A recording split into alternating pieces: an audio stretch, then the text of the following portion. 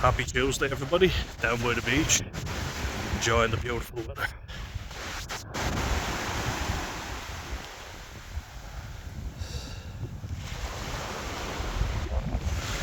Cycle down here, getting a walk done. Then gonna hop in the beautiful sea. But I made a video recently, and it's quite long, and I think it's something that I really wanted to make because I finished watching The Shrink Next Door, so I thought I'd make a video on it while it was still fresh in the mind. And it's a really sad story, I go into it in great detail there, so I'm not going to necessarily go over it again, but it does beg the question: how much trust do you put in people of authority, and how easy is it for people of authority to take over, like to manipulate you? Because if it's a psychiatrist, you put absolute trust in them. That's the whole reason why there's confidentiality, because it's said in confidence that it won't be used against you, and also your personal information won't be leaked. So much for that in this case, It's like, that is the ultimate position of control, because someone is saying you because they're vulnerable. They're vulnerable, they're admitting to you that they're vulnerable, and you use that against them. Pretty fucking sick, isn't it? But in other jobs, like bosses could take advantage of you. People who are training you could take advantage of you, because if you want to do the job to the best of your ability, you've got to be trained, you've got to put trust in people, and trust that they're not going to use that against you. Because it kind of reminds me of when I was in a position of power. I was training new people, and if I wanted to, I could have gaslit the fuck out of them, Now obviously you want to show them how to do the thing right. You don't want to train them incorrectly. You want to do it correctly because you want to help them out, and also you don't want to make yourself look bad. But also if you're empathetic, you want to make sure that if you got a bad experience, you don't replicate that for another person. You want to make sure they have a good experience. So that's why I was introduced to someone who I trained in how to water sample. I trained her, and I made sure to do a really thorough session with her, because I was off sampling for a while because of a paper document. Can't go into much more than that, but basically hadn't received the proper disposal training for paper documents, controlled documents they call them. They all have to be reclaimed, FYI, so never throw out a controlled document if you're in the workplace. Always keep it, because even if it's filled out incorrectly, it has to be returned. Which, you would think is quite easy to explain to someone, but nobody told me that. They just said this is very important. But I thought a correct form was important. If it's filled out incorrectly, it's null and void. No. So a piece of advice: you say you should learn from your mistakes, and I certainly have. But the point I'm making there is, I saw that I was trained incorrectly, or not given certain training. That was actually quite easy. Anyone could have told me, don't throw these out, they have to be reclaimed. By the quality assurance, they have to have all the control documents back. They have to be given back. So if you say get 35 assigned, all 35 have to be returned. Just a little tip for anyone: if they're ever filling out an uncontrolled document, they do it incorrectly and they think, oh, throw that in the bin. Don't.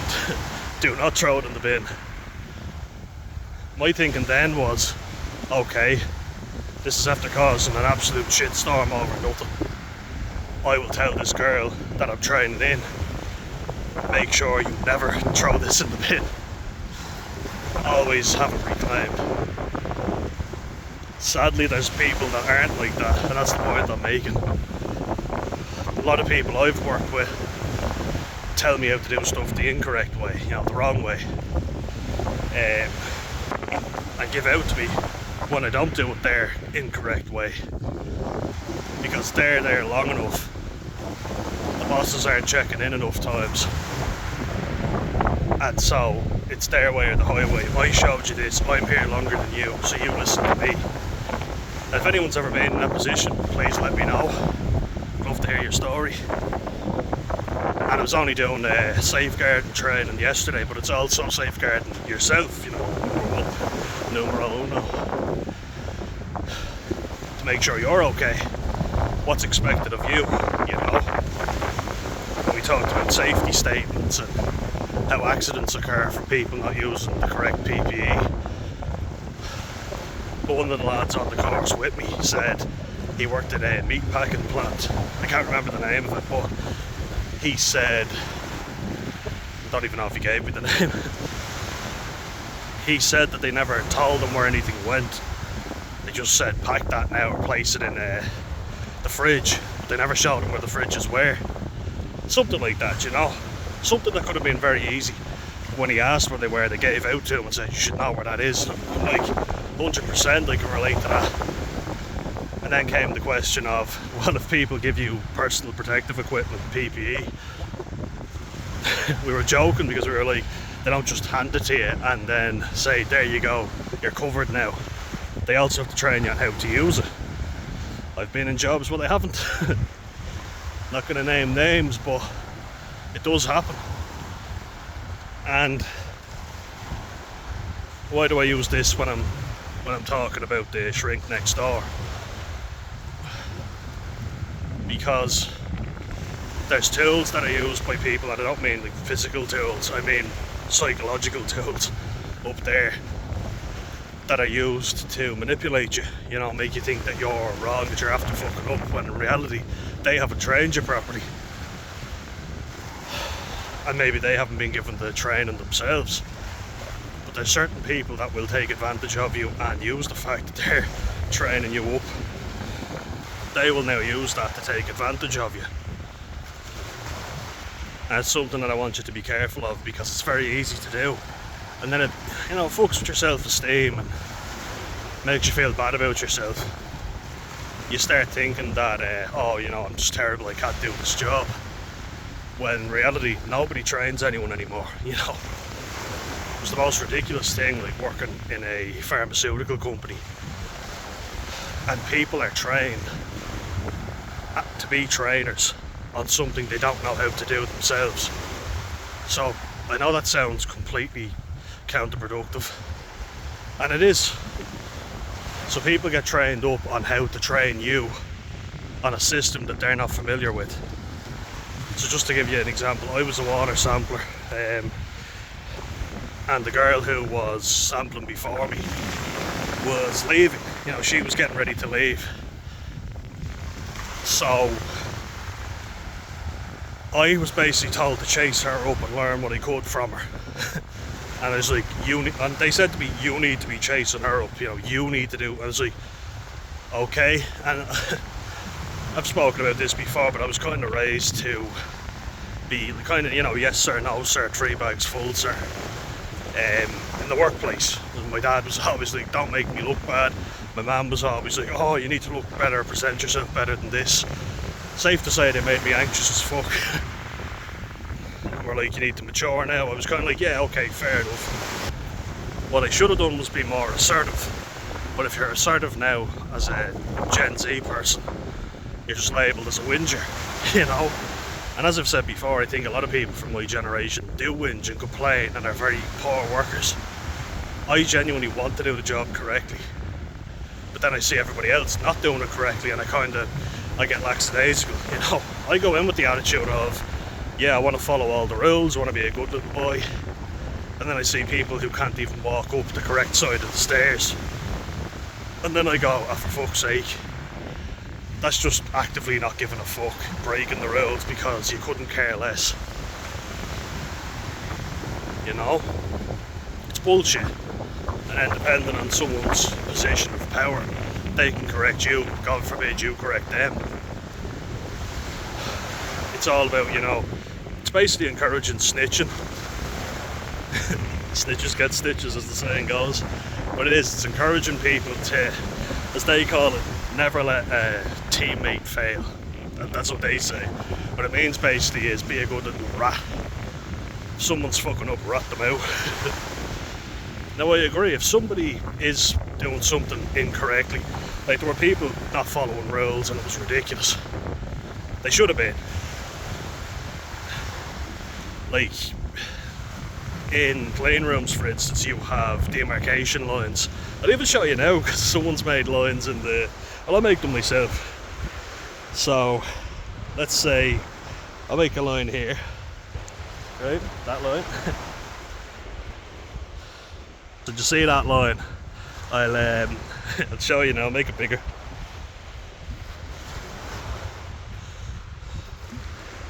So, this side of the line is dirty. They call it demarcation line, okay? And then when you step over here, that's supposed to be clean. Alright? So one side of that line, where I'm standing now, I'm in my street clothes, you put on shoe covers. So let's say, you know, in the air, I'm putting on my shoe cover. You've got... So you pop on the shoe cover, and then you step over into the shoe cover, and then over that line, and then you pop it onto the other foot, and you step over. Basically, you have to keep that side clean. So you put on the shoe cover in the air, then you step over onto the other side with the foot, usually my right foot, my dominant foot. And then while your other foot is in the air, your left foot, you pop on the shoe cover and you step over to the clean side. Makes sense? It's kind of like used as a divider. You know, this side is clean, this side is dirty. And you can go from dirty to clean, but never go from clean to dirty, essentially. Makes sense so far? I hope so. You have to go one way, it's a one-way system to keep clean rooms clean. And it makes sense, you know, it does. Genuinely, I was like, look, that makes perfect sense.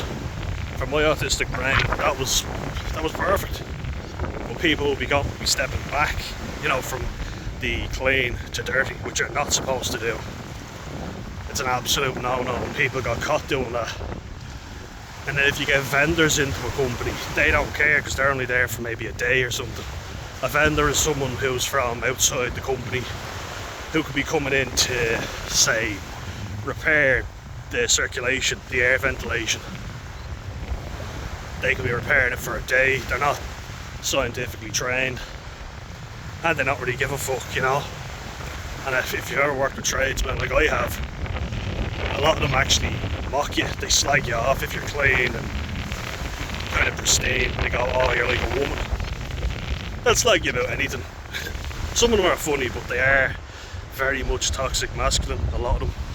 Which is obviously, you know, something I have dealt with quite a bit. And outright aggression, you know, people who are physically aggressive with you. So I've kind of dealt with that level. So if someone's not that type of aggressive with me, I think, okay, they're not being aggressive. But a lot of women you work with aren't going to be, you know, physically aggressive. They're going to be passive aggressive and better at manipulating, you know. Fellas I've worked with are usually more, if they are aggressive, they're outright slagging you off and, you know, putting you down in front of people. And if they're a boss, it's very hard to call that out.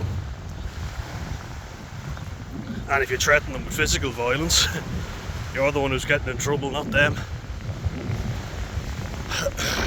Basically using their position of power and authority to put you down and make themselves look better, you know. Which I've experienced a good bit of, sadly. But like, if you see how easy it is to follow the rules in a clean room, everyone is fine. Everyone achieves harmony. But I was told I need to chase people up, I need to do everything myself. Not only that, when courses were supposed to be on, they'd be cancelled last minute. And they were like, oh yeah, that happens all the time. And I was like, why does it happen all the time? You know, it's made out like I'm the one who needs to be doing everything. And then not only that, I'm the one actually going into the clean rooms and sampling, and the plant rooms. It just means, you know, where the engineers operate, you don't have to wear all the PPE as much. You go from gown and loads of gloves and shoe covers to hard hat, high vis and steel toe boots. And I've kind of, you know, been in both worlds, but I much prefer the plant room PPE to the clean room one. But at the same time, it's provided for me. It's there to make sure I can do my job correctly. I have no issue with wearing it. In fact, I was wearing too much the first time when I started. But lads who were asking me how to sample, because they'd never really done it, they were being trained as trainers. You know, so teaching up people who were starting off how to do everything. And I'm like, but you never actually do it yourself. And then they kind of were like, yeah, I know. So they'd come around with me and I'd be kind of showing them what to do. It makes me wonder if I would have made a good trainer. But see how people are expecting you to do more. I was being asked to train someone while also doing my job. People are taking advantage. But then if people don't want to do that, it's, oh, the young people are just lazy. It's really fucking annoying, you know? And that's what I'm saying. They'll put you down and say you're just lazy, you're just entitled. You need to do this, you blah blah blah. What I think previous generations don't appreciate is that training was just a given. You know? People used to actually train people properly. And it was just expected that they would. Because it's kind of common sense. How am I supposed to do the job correctly if you don't train me? They used to have proper trainers who were associated with that. And I know this because I was told. I was asked why I didn't get a 2-day intensive course for gowning, for water sampling, for everything. You know, you're supposed to get everything covered over and over again. And if you're not sure of anything, ask. Don't be afraid to ask. Which is much more relaxing than being told you're fine, you're good to go. Yeah, you're good. After half an hour, you have a boss putting pressure on you saying, you know, you need to get your pass so that you can enter the clean rooms. You scan your card and, you know, then you get actual access to the clean rooms. It has your name on it, you know, your pass. You scan it and it lets you in. And you get clearance, so you have to get your clearance before you're allowed to enter different areas. Which is fine, again, no issue with that. I had no issue with that, and I actually could do the job pretty well. It wasn't actually that hard, but when you've got time pressure on you, you know, when you're dizzy from night shifts and haven't caffeinated up, well, I made sure to caffeinate up because I had to. Boy, did I caffeinate. It's a very different story when you've nobody to ask for help because you're in at like 5 AM when nobody else is in, you know. The only other people that'd be in would be, say, the utilities department, like engineers, and they were sound, you know, you'd have a good laugh with them. They're the lads I used to sit with, I'd have lunch with them. We had good crack, you know. There's a lot more young people, you could see the young attractive people were working in the labs, and they were nice too, you know, everybody was nice, I have to say. It's just the systems that were in place. But I guess I was lucky that everyone was nice because it would have been easy for someone to take advantage and put me down, say you're not doing it right, you're pathetic, you're useless. I was trying. But the thing wasn't run correctly, which is quite often in places I've been. And that's what I'm saying. People in positions of authority and power over you can put you down, you know, because you are reliant on them. And you can storm out and say, I'm not doing this, I quit. It's always an option. You know, you can leave with your self-respect or you can keep getting money. People need money, so they often swallow their pride, don't they? God knows I have plenty of times. Going back to the shrink next door, and what I learned from that was you were actually paying somebody else to look after you. So I always have that in the back of my mind, and I think that's a tool that I really feel you should actually have. Because people keep saying don't be entitled, and it was always a fear of mine of looking entitled. I pay you, so you must do what I want, you know. And I don't like being that way, and I think as Irish people we're always very afraid of looking like we're overstepping. It's almost this thing of we have to be too humble for our own good.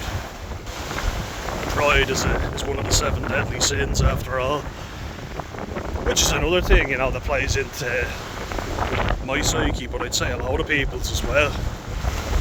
I remember being proud of myself when I got an award, and my granddad said, oh, what, if you keep parading that thing around, I'll give it to Johnny down the road.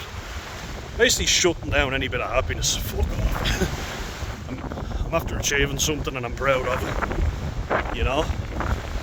It's a very Irish thing though, that we shut down any pride in people, and I'm coming at it from an Irish point of view, but with doctors we're very much, oh yes sir, no sir, the doctor knows best, the priest knows best, and I mean we all fucking know how that went. I was only talking about that with my mum today, and she was saying you just simply will never be able to understand how much control they had, and I'm like, yeah, thankful for that. But it's the same with a psychiatrist and a doctor. I think we all get what they call white coat fever. But I want you to think of it like, in a situation such as that, you are paying them to help you. So in the series like The Shrink Next Door, Marty Markowitz, Will Ferrell's character, keeps thanking Dr. Isaac Hirschkopf, played by Paul Rudd. He keeps saying, oh, you've helped me so much, I'll be eternally grateful. But I would have gone, I'm paying you, you know, so that's what I'm doing for you. You're providing me a service, but I'm paying you for it, you know. Don't feel like you're indebted to this person. You can have a good relationship with a psychiatrist or a therapist, but don't feel like you owe them anything. You've paid for your session, and if you've paid like everybody else, if you're paying for a service, that person should provide you with that service. You know, if it's in work, it's a bit different because someone is paying your wages. If you don't do your job correctly, then yeah, you know, you're not going to get paid. So I understand more from that point of view. But I want you to think, if I've paid for something, then I should demand that I get what I paid for. Nothing wrong with that. You know, I think in Ireland that's something we definitely need to do more. We don't want to make a fuss, but fuck it, why not? Don't have to be a dickhead about it. But I can understand if someone is paying you, you feel like you have to suck it up and, you know, take it off them because you don't want to lose that money. You know, and money's a great motivator for everything. As I say, I've had to deal with some wank bags customers. Only way I can describe them. Actually, my boss called people before fuck pigs, and I kind of like that one. He was giving examples of dealing with landlords. When I worked in a cafe, we were doing some team bonding. And you know, like, when we weren't actually working, I got on with most people that I worked with. But it's a high stress environment, people say stuff they don't really mean. And that's kind of different, I guess, but when I confronted people about it, they'd say, look, if anything happens, don't take it personally. It's just that we're all very stressed. And I'm kind of like, wait, that doesn't give you a free pass to treat me like shit. I guess they weren't changing for anyone. Just don't be taken for a ride, that's what I'd say. Like, I've worked with people that I liked, down here actually. Simone, the Italian fella I worked for, the chipper. He was a lovely fella, and he paid me more than the minimum wage. So I felt kind of obliged to help him out. And he was a very good chef, you know, like brilliant. Very particular, very clean, you know, pristine. He did the work of, I'd say, 10 people. I mean, I'm not even being funny. The joke is that Italians are lazy, but he certainly wasn't. He taught me the history behind Italian chippers in Ireland. You know, it's basically pork, lard, pig fat. Pig fat doesn't sound as appetising, does it? But when you get the big blocks and you cook the chips in it, on O'Connell Bridge, An Italian fella said, why don't we try cooking chips the way we cook our meat, you know, or potatoes, we cook them in pig fat. So he tried it, and it's very popular. But he had high standards, so I was like, I understand, but I hadn't been trained correctly. The guy that I was training with, the Portuguese fella, it's gas that you can't talk about football with the Portuguese and Italian fella. Neither of them were into football. And I'm somewhat into football, so tried making conversation. Neither of them had a clue. Just not into football at all. Go figure. But the Portuguese lad kind of was a bit cocky, you know, and thought he knew better.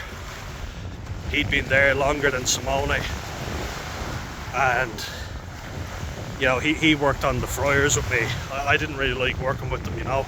He was quite cocky for someone who was just working in a chipper, and you know, I'm not looking down on anyone, but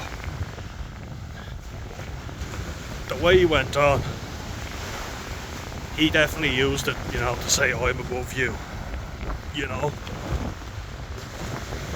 But he just say he was in the work zone, and I mean, it was quite busy, it was popular, and you'd have loads of chips cooking, and then he'd be like, no more, and then I'd have them cooking, because it took them quite a while to cook the perfect way. So I was getting prepared. It was really, you know, trial by fire, which it shouldn't have been, because he should have shown me when we weren't busy. Because the day I started, we weren't busy at all. But we just sat around waiting for orders, and then he'd show me, and then it started getting busier and busier. And you're kind of learning on the job. And you know, there's value to that. But when it's not busy, show me how to cook them. You know? Maybe cook some for us and we'll all eat them. But he'd been there longer than the boss, so he didn't respect him. He should have respected him. Simone was a good guy. But I ended up arguing with him, because I was like, I understand where you're coming from, but you have to understand, you're telling me I haven't been trained correctly by João. Portuguese guy, João. Or João. You know the name. J-O-A, funny line, O. J-O-A-O. J-O-A-O. Oh, look at this. Ooh, nice. But you see what happens? He's been there longer, so he thinks, you know, I'm above even the boss. That's how cocky he got. And it's like, you're an employee just like the rest of us. You're more experienced, but when people say, we'll show you how to do it, you're kind of like, okay. But then he uses that. He's like, oh, I'm doing it wrong, I'll show you. It's like, I often get the sneaking suspicion people like him train me incorrectly purely so they can correct me. Just a hunch, you know. Gotten that feeling before, you know, people who want to look great in their job, but actually realise people don't really like them because they're condescending. Like the girl that I worked with in the vape shop, she used to always say, oh, nobody's going to beat my sales records. Because I worked at the weekend, she was like, yeah, you might have made good sales, but you'll never catch up with me. And I was like, alright, you work at a vape shop, get over yourself. And she'd always be looking at ways to put me down or shit on any idea I ever had, you know, and I'd be like, what the fuck is wrong with you? Do you know what I mean? But you're not looking for an argument, because one minute you're getting on and you're having a laugh and a chat, then they just say you're useless at something, and you're like, what? It's like completely catches you off guard, because you weren't expecting it, you were getting on, and now all of a sudden it's like, oh, you'd be terrible at that, you shouldn't even bother. It's like, what the fuck is wrong with you? And sometimes I'd say it to her, I was like, alright, what happened to you?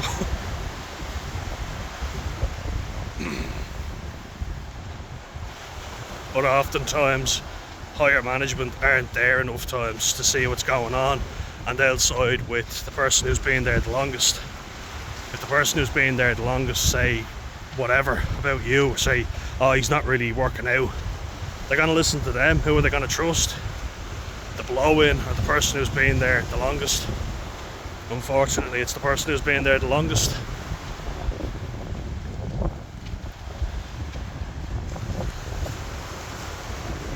So, know your own self-worth, I would say, before starting any job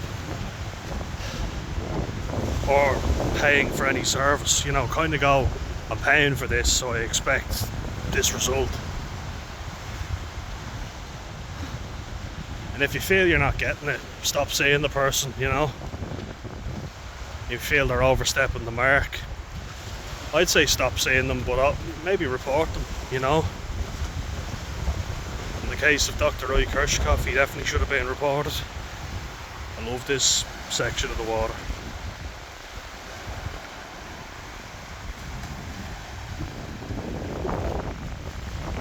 It's amazing. Then in everyday life, I guess that's more controllable.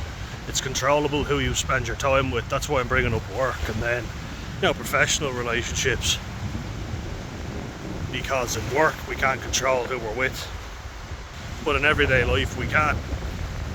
Like there could be with me, football team, rugby team, Olympic weightlifting, boxing. Irish Scout giving you a wink with all boxing. Boxing's a great sport for building up fitness and self-confidence. I wish I'd stuck at it a bit longer, but I overtrained, and boxing was the hardest sport. It was also just where the club was, So I do rugby training. It was kind of the sport I'd done since I was young.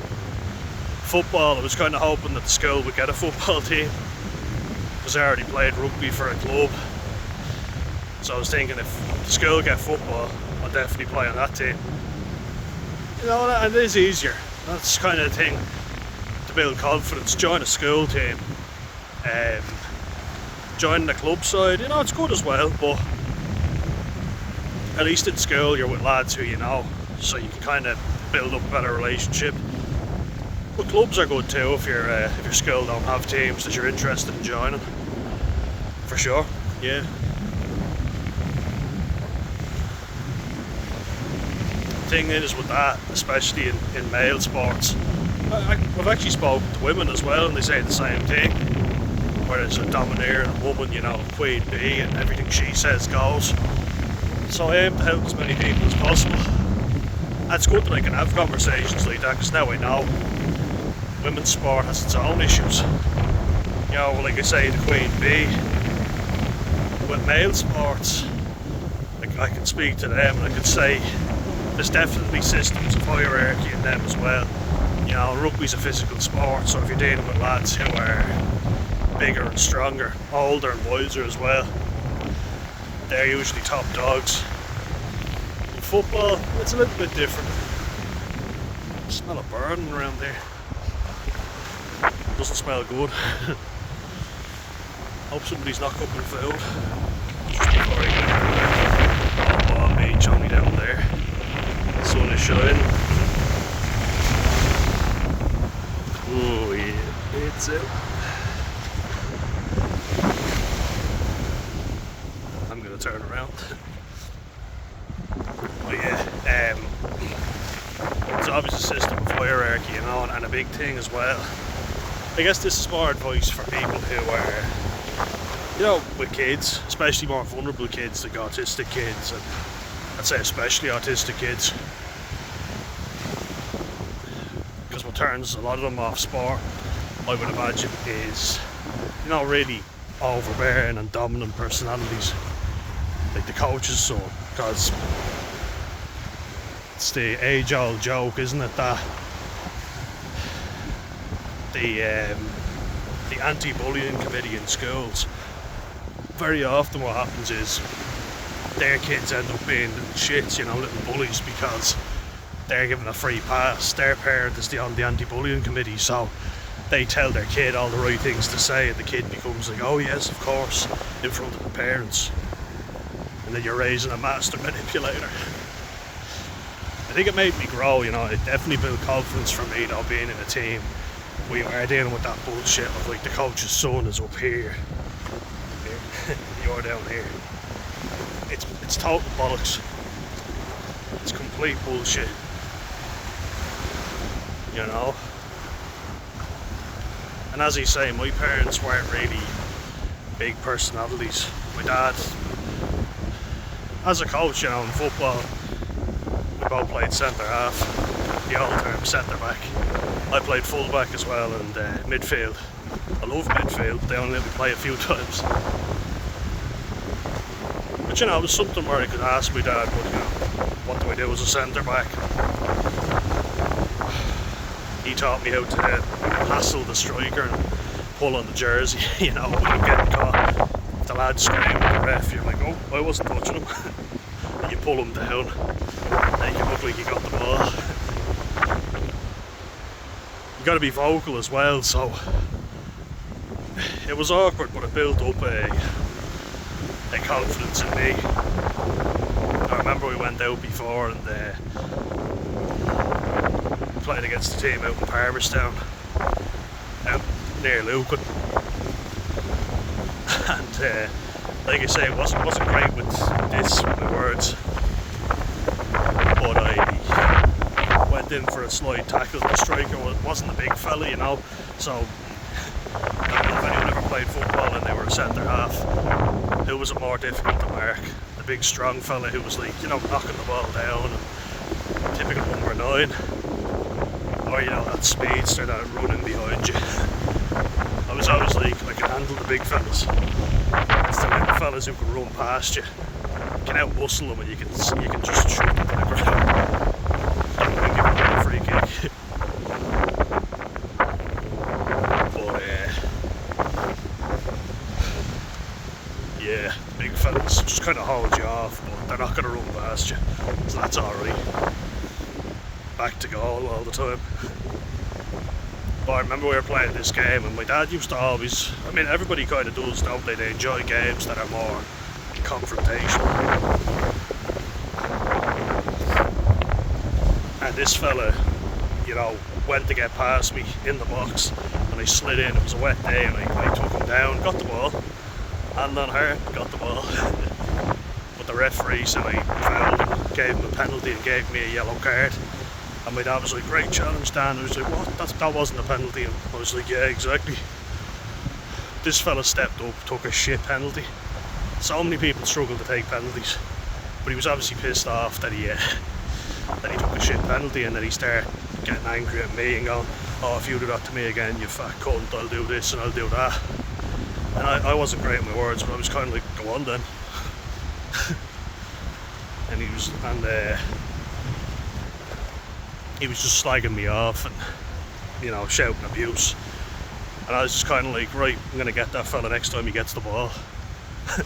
So like the big striker, funny enough, back to goal. And I just went in and I took his legs out from under him. Like kicked the ball, but went through him to get the ball, if that makes sense. And he was crying, like he was actually crying. They're about 13, 14. And I just kind of started laughing at him when he started going off on one. Oh, you fat cunt. And the ref heard him and gave him a yellow. And I just kind of went, yeah. It's kind of a win for me, you know. But I always kind of hated that stuff when someone was shouting at me. And as I've talked about in great detail, everybody's like, violence is never the answer. You're never allowed to hit the person. And I was kind of like, fuck him. That's the one thing on the pitch that's great, is that you can hit the fucker. You can hurt him as well. But I was never really sure of myself, because coaches would tell me not to go in full throttle on people because it was injuring people.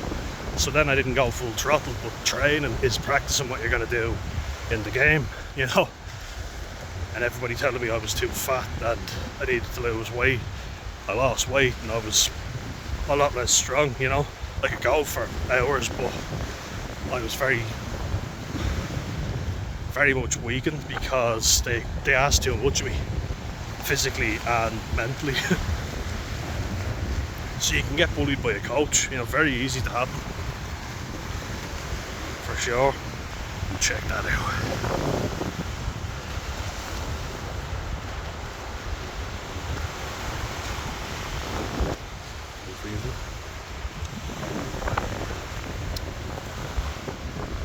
yeah, like you can get taken advantage of by a coach sometimes, unfortunately, very much so, like in an abusive way. You know, like I've had coaches that don't scream at you fucking idiot, or they try and use anger to rile you up, which, as I say, it's tough for me, because like 1 minute people are telling me anger and violence is never okay, but now I have a coach telling me, not now the whole team, but our big nemesis in football, underage in the DDSL, that's Dublin Division South League, South Dublin. Harold's Cross were our big enemy. Played for Knockline, and one of the lads in the team for them screamed "use our shite," and our coach was like, "He's not pissed off by this, you know, does this not boil your blood?" And it was something my mum really hated, was that they were using that as fuel. And it kind of worked, you know, like I was shoving a lad's head into the ground, we were flying into tackles. It was my dad really enjoyed watching those games. He said they were always good to watch when you were flying in or taking people out, or you know, that sort of thing. In rugby it's kind of like you have to really physically lay a marker on your opponent, you have to hurt them. And I found that quite often it was a very toxic place. You know, I played some games and the referee was from the club that he was reffing. Now, after you get qualified in Ireland, you're no longer allowed to be affiliated with the club, but they were obviously biased. They obviously were giving everything to their own team and overlooking bits of, you know, blatant foul play. And there's no TMO to go to in that, so television match official for anyone that doesn't know. The guy on the big screen, VAR. Video assistant referee. Wonderful abbreviations. But it used to make me really angry, you know, when you get cheated out of a game. And it was so obvious. And every time you'd show up, you were putting in so much effort and you'd be cheated out of a game. Because grown men cannot let their own egos be bruised. You know, or I played a game and I had 2 tries disallowed because my coach was arguing with another coach, and vice versa, you know, they're both as bad as each other. But you used to see grown men acting like absolute children. It was pathetic stuff. And women as well, you know. It was like, don't touch my son or don't hurt. Just play a simple tackle. Calling you scumbags. We literally had a coach before coming up to our players and going, "You're all a bunch of scumbags," and you're like, "Fuck off. Get lost." It's that bastard. Just because you can't accept those. Sport can be a very toxic place as well, and it can really damage your ego. It's one of the things I fucking hate. You know, I really hate how people make sport out to be wonder stories and chances and opportunities, but they actually take away an awful lot from people. I saw it, you know. So he's going to play for Leinster or Ireland or whatever. Doesn't matter that he's not good enough. He's cocky enough, and I've decided so. So that's gonna happen. You see it. So how do you be assertive in that? Sometimes there's just things that are out of your control. And that's why I talk about leaving rugby, because I just found that I was putting in so much effort for very little reward. I think it's why I'm physically fucked, you know, I'm trying to get back to good fitness. And now my motivation for getting fit before was rugby, so that was a good thing. But I do find you put in an awful lot, and you don't often get an awful lot in return. The more you train, the less you argue back, the less shit you take. Well, sorry, the more shit you take. So, like, if a coach gives you grief and you go, "Oh yeah, okay, I'll just get on with that. I'll do what he says," they just keep demanding more. Again, how does that relate to the shrink next door? It relates to it because that's about being assertive, and that's the one area that Marty Markowitz really lacked and was able to be manipulated. I think conflict is stuff that most of us hate, especially in today's world, you know, where we're not taught how to deal with situations that are unfavourable. You know, it's very easy to be confident and assertive when a situation is favourable for you, but how do you deal when it's not? I put it to you, my lord. And so it makes me thankful that situations have arisen where I'm not necessarily comfortable, but I've come out the other side, having laid down the ground rules, being assertive, being shitting a brick, absolutely cacking my pants, but I dealt with it, you know. So now I'm better capable of dealing with it. Because I know a lot of people are all bark and no bite, they're cowards, and they don't expect people to stand up to them. You know, like people who are quite antisocial in nature, screaming on a bus and giving other people abuse. The bystander effect kind of takes hold, and I don't think they're expecting anyone to do anything.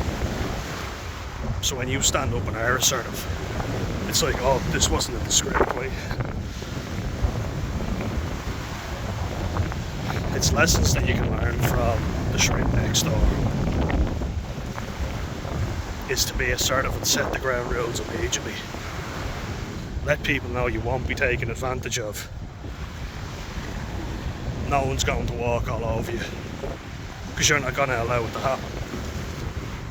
You know, people will keep chancing their arm if they know that they're going to get something from it.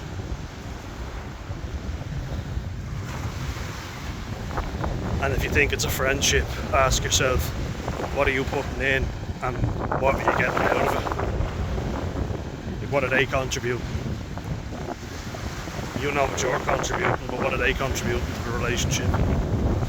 Ask yourself that. Because there's a lot of fucking freeloaders who'll take advantage of good people.